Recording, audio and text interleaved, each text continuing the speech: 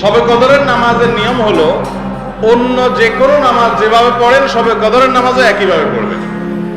এই হলো শবে কদরের নামাজের নিয়ম।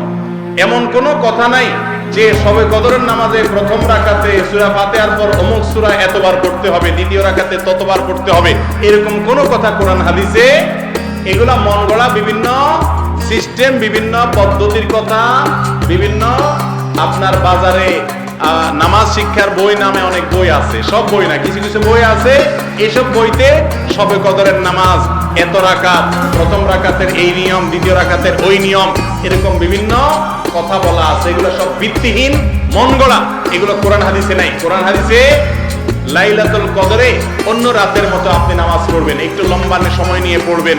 যে কোনো রাতের নামাজ, তাহাজ্জুদের নামাজ লম্বা সময় নিয়ে পড়তে হয়, দীর্ঘ রাকাত, দীর্ঘ রুকু, দীর্ঘ সিজদা, আস্তে আস্তে তেলাওয়াত, আস্তে আস্তে তাসবিহ এবং সময় নিয়ে পড়বেন। দুই রাকাত করে পড়বেন। যে কোনো সূরা দিয়ে পড়তে পারেন, একবার পড়বেন না দুইবার পড়বেন সূরা ফাতিহার পরে সূরা, এটা আপনার ব্যাপার, কোনো সূরা নির্ধারিত না।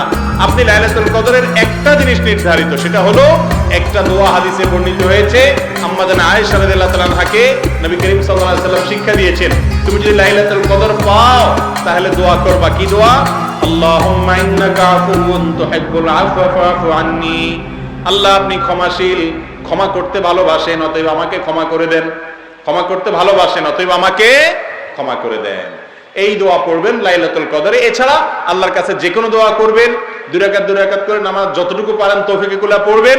কোন সূরা কেরাত নিয়ম নির্ধারিত নাই, সারা রাত আপনি দোয়া করবেন, এবাদত করবেন।